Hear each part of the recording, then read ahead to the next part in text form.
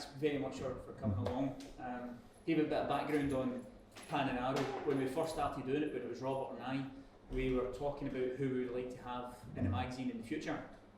And at my kitchen table, your name was one of the names that cropped up, and we were thinking about how could we get Pat Nevin in the magazine. And then one day, I think it was on Instagram, I saw the advert for the book, got the book and said to the boys, I'm going to be reading that this weekend. And lo and behold, we've managed to get you on the back of the book, so absolutely delighted about that. The Accidental Footballer is out now. It has been out for a little bit of time and doing wonderfully well. You cover in the book about the inspiration behind how you started to think about putting the book together. So we won't touch that, so don't ruin the intro for anyone. But what I was more interested in about was the actual title. Where did the title come from for the book? So people quite often ask me this question because there's two things they ask about the book first of all, because it's the two things that hit you. The title and also the design, because it's a cracker of a design. Nothing got to do with me either. I'm gutted. I write the whole thing. But the two things that really jump out, it's a really nice design, so the designers have done well. But actually it was the editor, the guy who eventually took it. No, it's the editors. He didn't do a lot of editing. He done a lot of, read it and said, look, you've written that wee bit with a journal. Go and think about it again. And he did it very, very little. He didn't add any words or anything like that. So, but his one big thing is he said, what I call it the accidental football. And I went, that's kind of pithy and it kind of works. And it's kind of been used in all the accidental businessmen and all. Yeah, so it's, but it kind of fitted with the start of the book, because when I've started my career, you know, I'd get interviewed with a lot of Scottish journalists and they kind of didn't even know where to stick me. And certainly a few felt it was pretty affected the way my attitude was towards the game. And there's this basic dichotomy in the midst of it all. And the dichotomy is, I love playing football. I like football, I love football, but I love playing football. Yeah. Absolutely adore it. But did I want to be a footballer? Not particularly. No. And people think, well, how does that work? Well, it works dead easy because you do something for the love of it. And I didn't think I would be good enough. Yeah. A few people just agreed with that. But my whole family, they'd all gone out and done higher education, you know, further education, and all got degrees. So it wasn't even in my plans. So when I kind of eventually sort of got hoofed out of Celtic, you know, I wasn't that bored. You know, it made absolute sense because I had other things in my mind that I wanted to do. And I didn't like the odds with football anyway. So that was it, I was out. Now, here's the weird bit, which fits in well with the photography. As a guy in the book, it all came about after a bet. And I don't bet. And I'm not going into depth about it. I had this bet, but by winning this bet, Clyde actually picked me up, right? Because I ended up taking the mic. But this guy had a bet with this guy called Brian Sweeney. Would you believe? And yeah, exactly. And we kept in touch a while after that, but we hadn't talked to each other for 20 odd years. He heard about the book, read it, sees his name. We met up again about 3 or 4 weeks ago in Glasgow, and it was absolutely brilliant. The most important thing is, though, did he pay you the bet? No. And I ended up paying for dinner as well. No, top man. But that's one of the upsides of it. Yeah. So, and I think most of my mates knew that. And the other guy who was with us when we went out for dinner was George. And there's a quote for George in the book, which when we were going around Europe, as you did when you were a student, because I was a student while I was playing with Clyde, he was getting his head round my attitude of I want to finish my degree and I was turning down clubs, etc., to go full-time pro. And he goes, football's not your forte, is it? He was taking the classic Glasgow line, but it was, you know, it's just, I loved actually doing it. All the other sides of it, the kind of noted sides of it, you know, that everybody thinks of, the fame side of it, you know, getting spotted. No, I just didn't have time for it. The most interesting, but it's the most interesting thing about your overall persona is that you were, you know, you called accidental footballer, more like the reluctant footballer. That was one of the other names it was going to be. I've actually got a third name for you because I had read it obviously, and I'd gone back to revisit it there. But the book I'd read just before yours, and the reason I said, when I was saying earlier, I said to the boys, I'm going to read this at the weekend. I was reading Albert Camus' The Outsider, and I read the book, but I had it on iPad, so the two books, if you've got iPad, they come up next to each other, and I thought, Outsider would have actually been quite a good title for that book.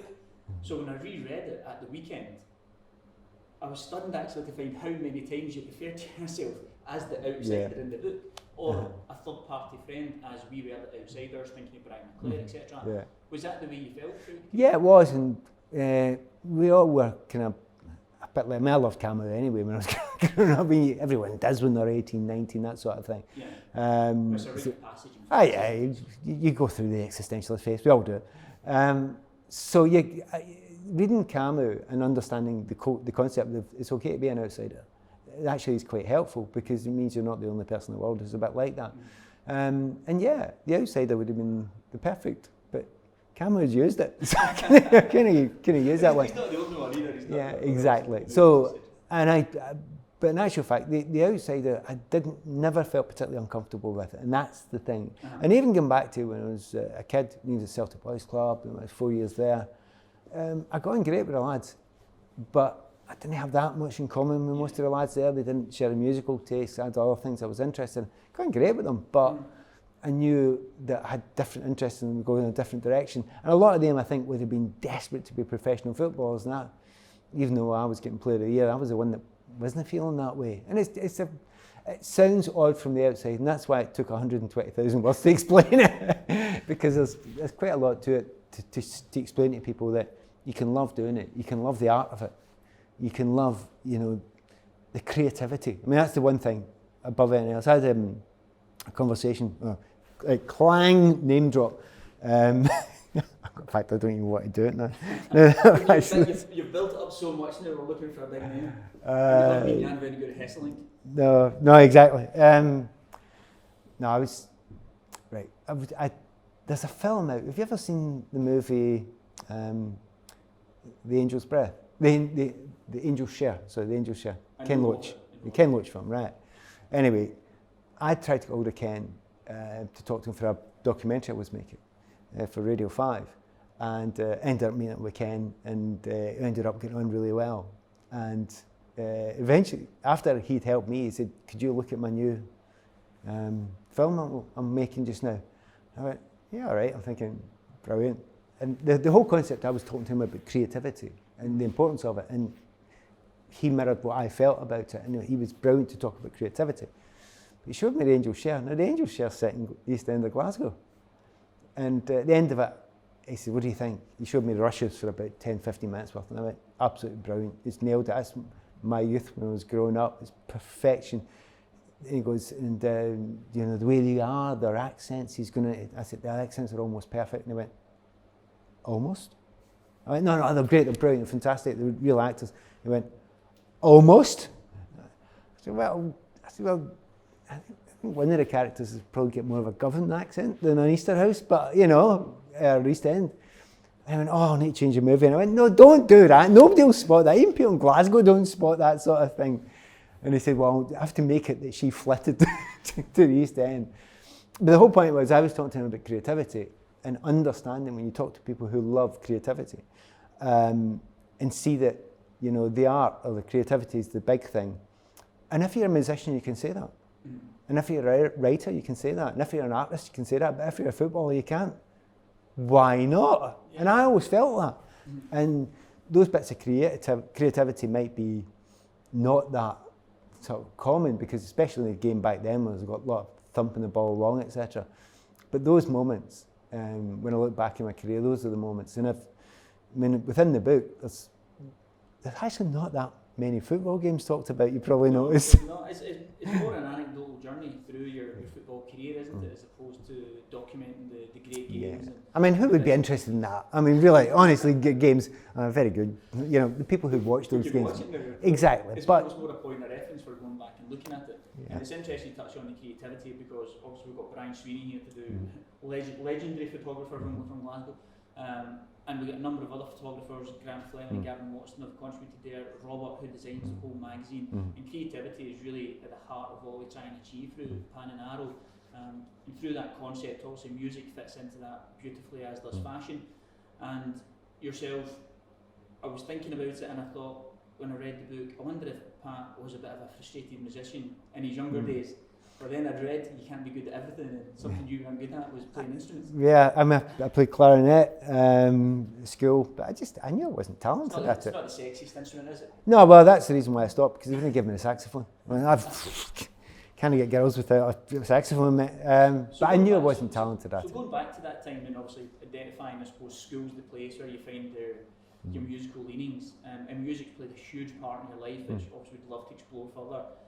Do you remember what the initial points of your life where you first started becoming aware of music, or who introduced it to you? I'm very fortunate that I had older brothers and an older sister. So 2 older brothers and an older sister, so they would be bringing stuff in. So you're talking, very early 70s. But I always had this thing about, I like the odd ones, the stuff that was... My classic example was, I can remember my brother bringing back Rolling Stones' greatest hits through the past Dartley, right? And the only track, well, I liked a lot of tracks on it, Ruby Tuesday and all the rest of it, but the track I loved on it was 2000 Light Years From Home, which is, psychedelia, and it was different, and it's not got a normal middle eight and all that sort of stuff. But I was completely in love with that. I wanted something... The pop music at the time didn't really bother me. It was certainly stuff that was mostly charting. Obviously Bowie's different because Bowie was Bowie, and if you've got any taste at all, you love Bowie. But they were bringing stuff like that back. And there was that period just, I was still very young at the time, 12, 13, but they had been bringing, I always own up to it, don't hide it, Genesis, Pink Floyd, all that sort of stuff. So and more that kind of progressive rock. Exactly, so there's all that sort of stuff. And I do not hide the fact that my first gig I went to with Thin Lizzy, which for many years then became, that's just so uncool. And then you say it now and it's like really cool because Phil Lynott, down at the Apollo it was. So I was always intrigued and interested by music, but very quickly myself and through a girlfriend as well, started listening to Peely. And as soon as that happened, and you're talking 76, 77, 78, you start listening to kids, a couple of kids in school. I remember Eddie McGuigan, the first punk in the school.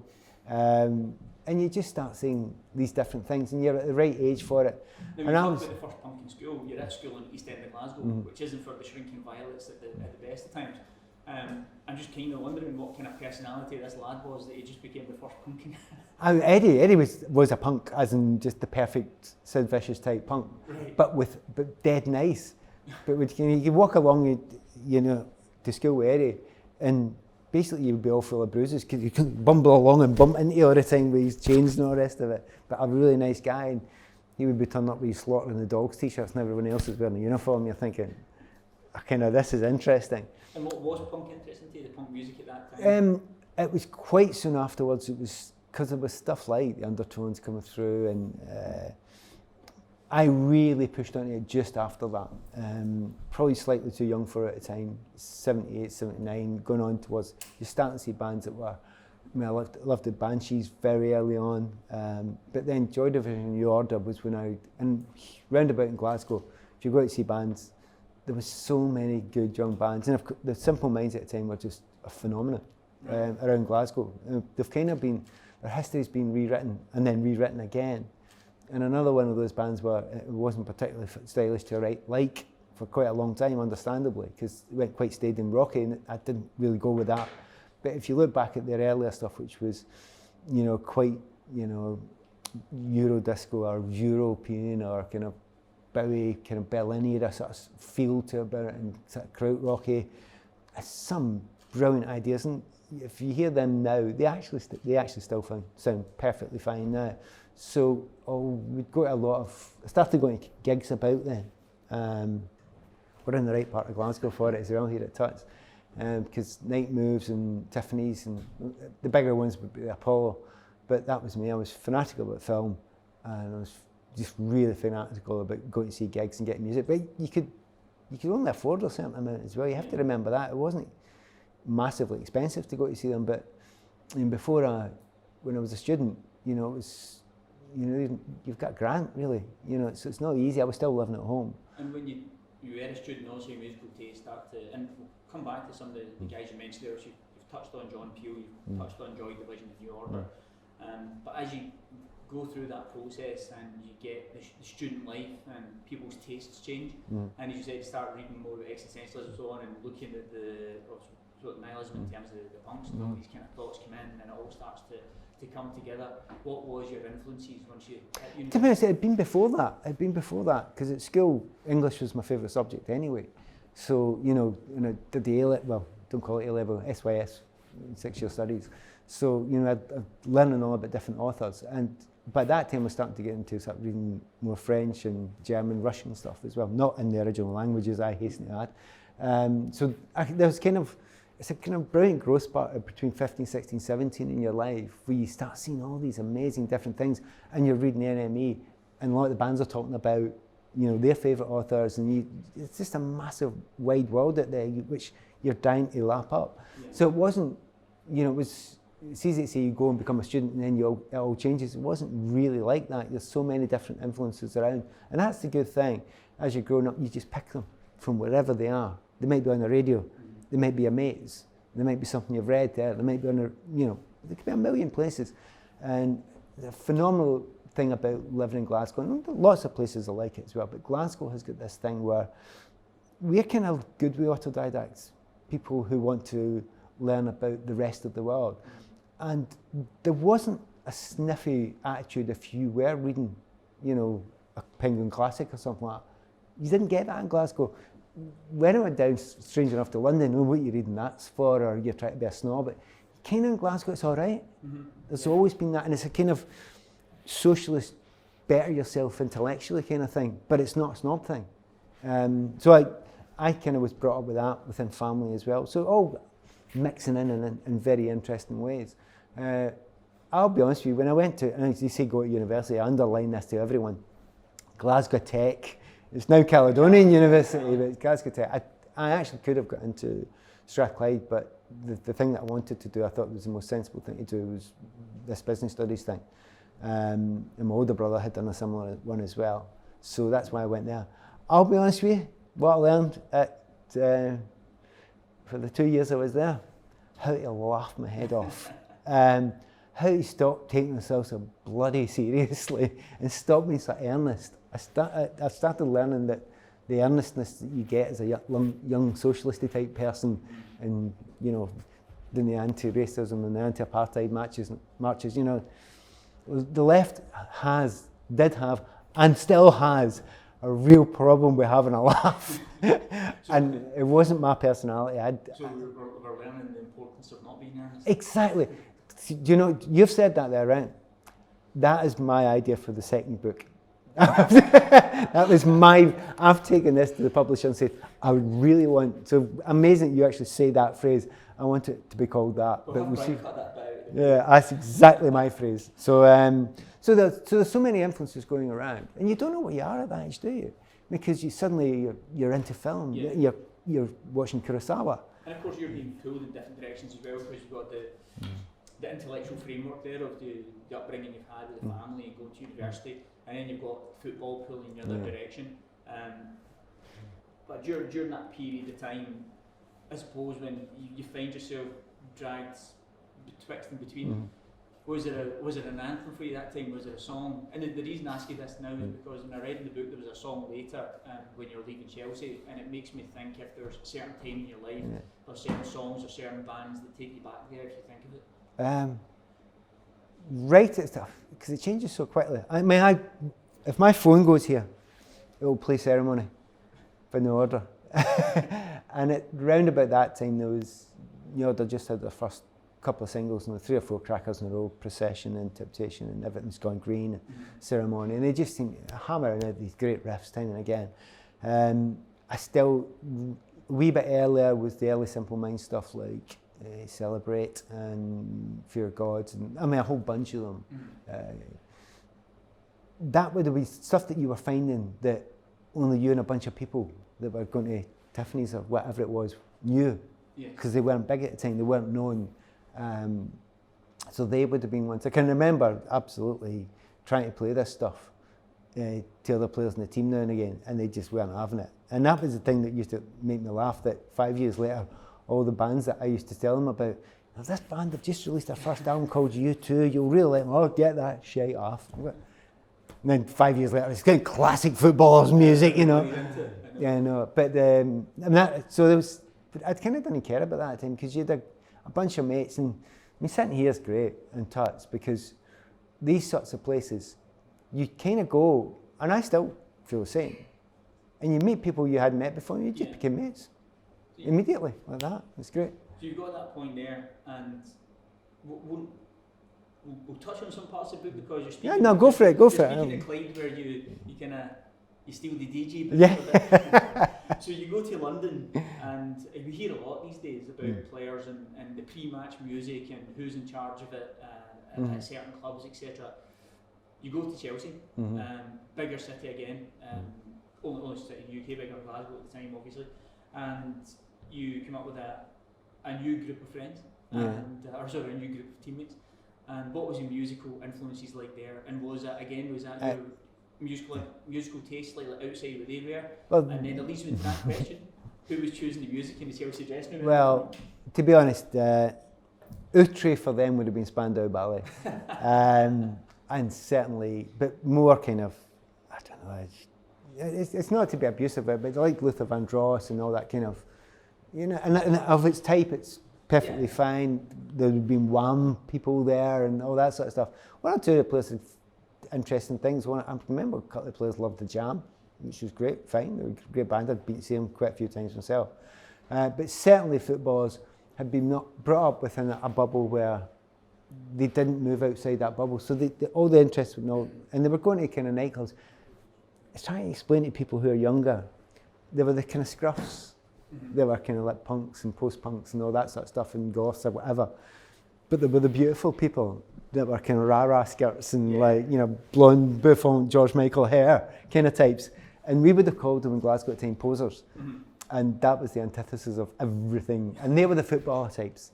They were the ones that the girls wanted. And I was, even then at 15, 16, 17, no, I don't want that. So I then go to Chelsea and it's that multiplied by 10. And you're lucky because there's a direct parallel, isn't there? Because I think in the same day, or certainly the same time, Charlie Nicholas signs for Arsenal, going from Celtic to Arsenal, whereas you're going from Clyde to Chelsea. And as you speak about that difference in the post-punks and the posers, and I suppose you and Charlie are more like the pin-up boys for that situation. The two, almost I thought it was two complete opposites. You know, I'm the kind of punk that's going to the ICA, going to see bands like Paul Haig or, well, when Joseph K, but it was Paul Haig by that point, and all that stuff, and finding out when you stuff. And Charlie was noted for going to all the, you know, fancy nightclubs with all the blondes, and all that. And I'm the utter opposite. I mean, it's like, if I thought a headband, we could have done the photo shoot in white suit and no socks. I've never owned it. I mean, but you know, so that was almost the classic example of the two different types in Glasgow at the time. So I moved down there, but I wasn't looking to my teammates for any influences. Yeah, I was outside that. That was the other part I was actually quite interested in, and that I read in the book. Also, Adrian Frills from NME becomes your flatmate for a day at the time. But as you go through the book, and it's not explained because obviously you can't just go on and on in the book, but you seem to pick up a quite an eclectic group of friends. And I wondered if that was that influenced through the music and getting to meet people at the gigs? I've got this odd thing. I think I caused COVID. I think it was my fault, right? I'll tell you why. Were you eating a bat on holiday? No. See, about 2.5, 3 years ago, everyone I meet I talk to. I mean, you said at the start of this conversation, you've got to get a hold of me because of the book. Your phone may have done it anyway without a book. Don't worry, right? I talk to everyone. But about 3 or 4 years ago, I thought, I am going to say hello to every person I meet. So I was doing a lot of flying at the time. I was going to London. I work in London a lot at the time. Or wherever I go, if whoever I'm with, I'll say, hi. Now, they might, and it doesn't matter if they're an old man, a young woman, or anybody from any part of the world, I'll say hello. And if they say hello and then turn away, that's it, you've done it. But they might say, oh, hello, how you doing? And then you start talking, and then you learn. And I'd started, about 4 years ago, meeting the most unbelievable people that I'd sat beside in these flights or whatever I was going, train journeys, and it was astonishing. And then I realised, damn, I've talked to everybody and everybody's not allowed to talk to each other after about 2 years, but I've kind of always been like that. That I just openly want to talk to people. I want to learn about things. I want to learn people's viewpoints. I think there's a lot of people, and particularly in the social media age, people have got an attitude and an idea and a way of looking at life, and it's kind of stuck. Yeah. I've never wanted to be stuck in an idea, an idealism or a position.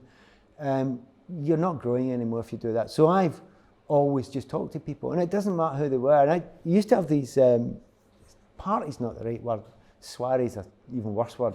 But after games at Stamford Bridge, I'd invite my mates round, my friends. Now, at that time, my friends could have been, a few of them have been taken out of the book because there wasn't any space, right? And some of them are great stories, right? So, so Adrian, might have been there. Vivian, who's Dave Allen's agent, right?